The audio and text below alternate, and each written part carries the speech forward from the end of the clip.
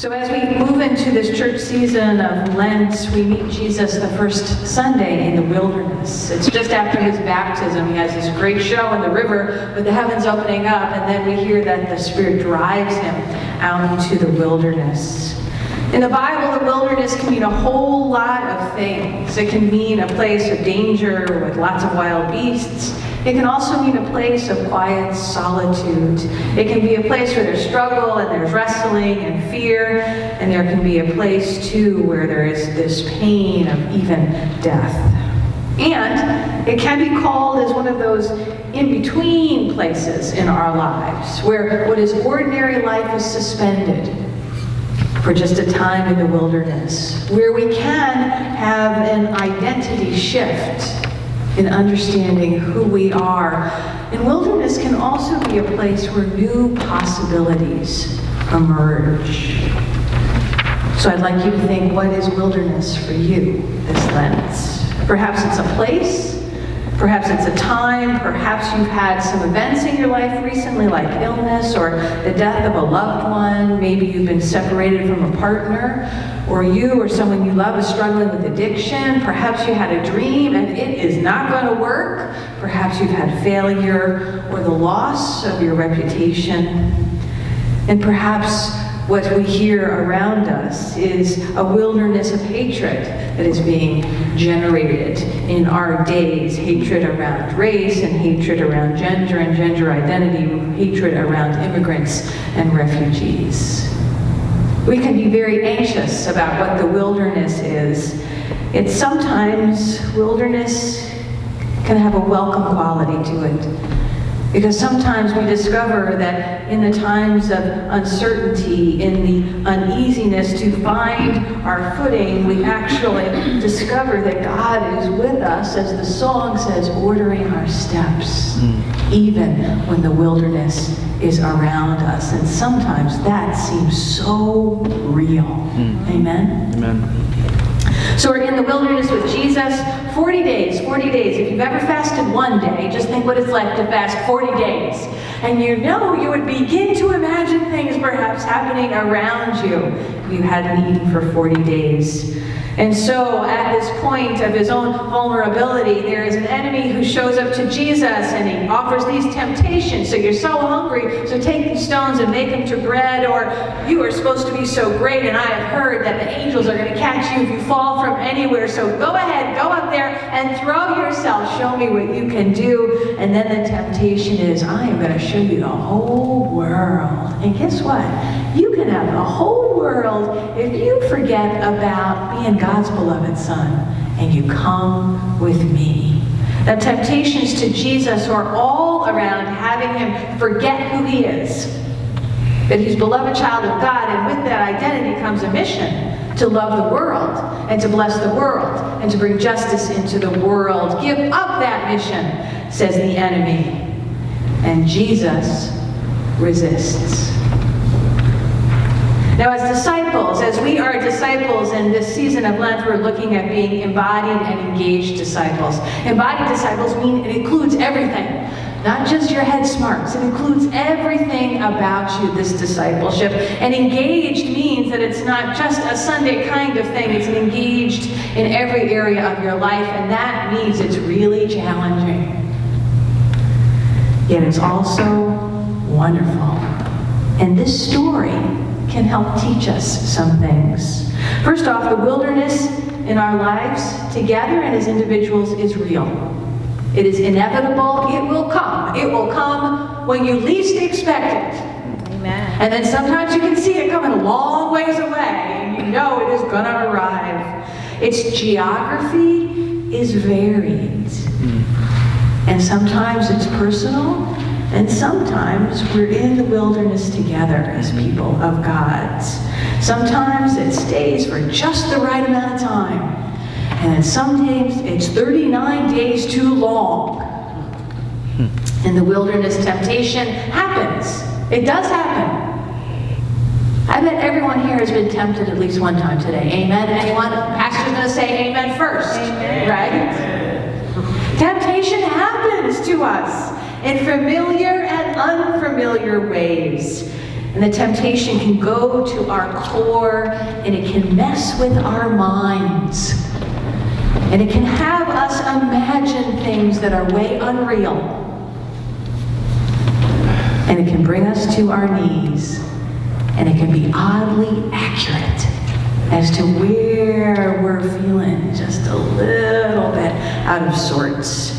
There's a group of people who in the 3rd and 4th century went into the desert in Egypt. They were called the Desert Mothers and Fathers, and they discovered, so funny, they went out into the wilderness to pray, into the desert, and they thought everything would be clear because they left all city living behind.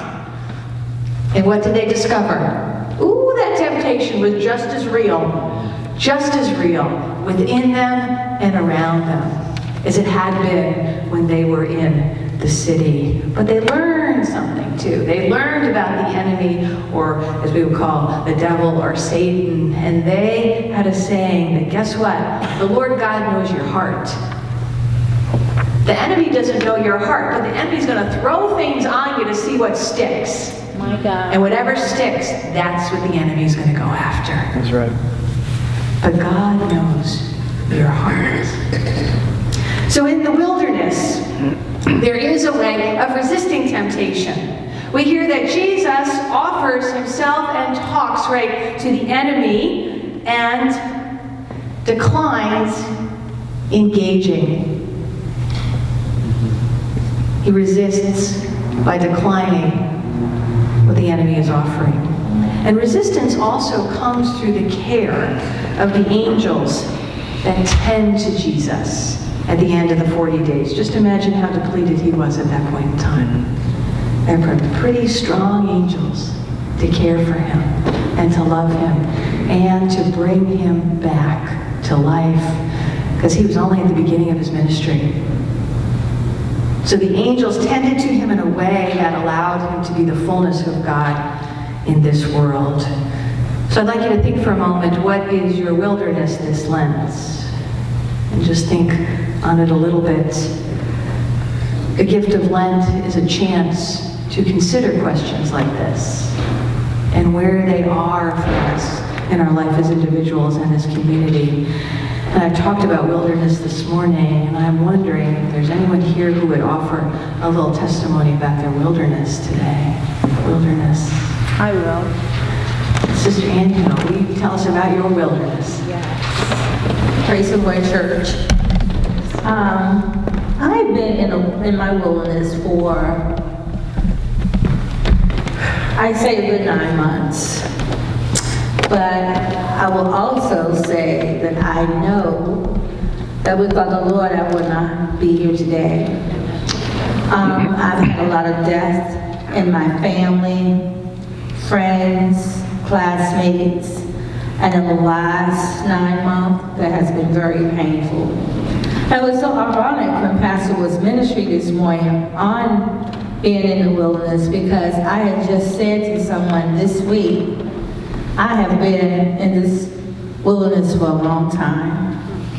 But I know that my time is going to come when this will end. But I had another friend to tell me, if I was not in it, I'll be coming out of it to go through something else. But I've had enough death. Because it's so much pain with it. And it's hurt deeply, very deeply. To have a nephew that passed away that was only 39 years old. He had an aneurysm, struck his heart, he was out of here. I mean, I could go on and tell you many stories, they're not stories, but many trials in my wilderness going forward. It's been rough. And I'm sure that most of you probably have had wilderness as well to go through. Sure. But I'm so happy that I didn't give up on God. Amen. And He truly did not give up on me. Thank you, Pastor.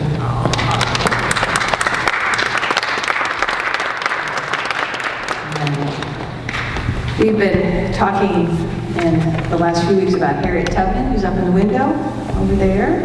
And Sister Harriet had a big wilderness experience, and it was called the Institution of Slavery. And she said, she was born in about 1822 or so on the eastern shore of Maryland, and was a slave until she ran away when she was 27 years old. And in 1855, she said, slavery is the next thing to hell. Amen. Talk about a painful wilderness. Harriet Tubman always spoke modestly, and she acted magnificently over and over again throughout her long life. And we have an organization in our Lutheran church called the Women of the Evangelical Lutheran Church in America. And last Sunday we were supposed to celebrate Bold Women's Day, but I did a liturgical move and I'm moving it today. And here's our bold woman up here in this window. Truly bold in so many ways, because she faced temptations and she resisted them. The temptation that said to her, you are not worth anything, you are property alone. She had the temptation that said to her, you are not smart enough or strong enough to leave slavery. It is safer with your master.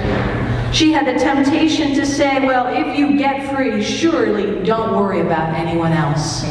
And she resisted all those things, and Harriet Tubman brought hundreds and hundreds of people to freedom, risking her own life for the sake of all God's children.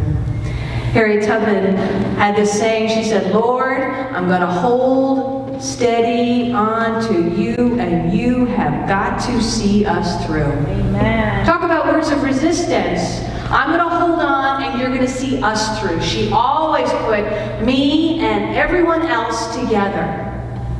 Loving God, loving self, loving neighbor.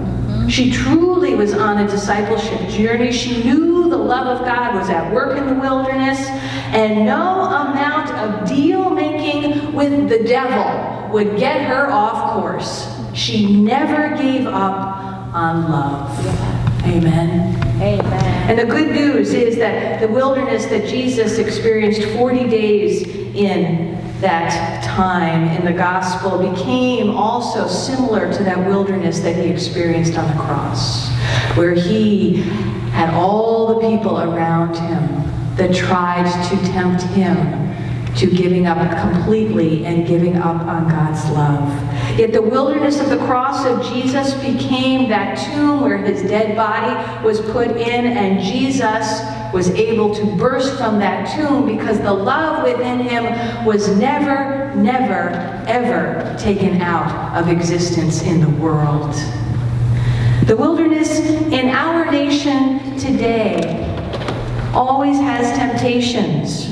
Right? The big temptation is, why don't you step on someone else to make your life easier or make more money than you can hold? Amen? There's so much confusion in this wilderness today. Just as Jeremy said, there's so much noise about the bombardment of messages. What is real and what is not is challenging to discern. What is God's voice? Not just the loudest politician with the slickest deal.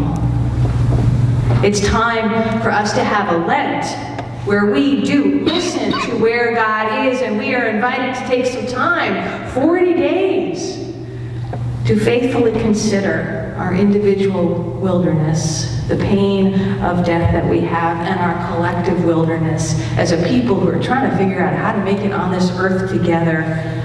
We are invited to face it with our whole selves and to acknowledge that there are temptations and to name the temptations for what they are, and they seek to dilute and disembody our discipleship every time.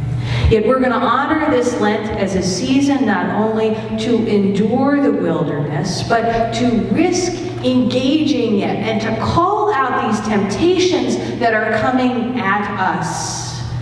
That we can be mindful in this wilderness that God will help us to resist Amen. God will help us to resist. God will help us to resist what is temptation from Satan that is coming especially hard at everyone here. Because guess what? You could be somewhere else tonight.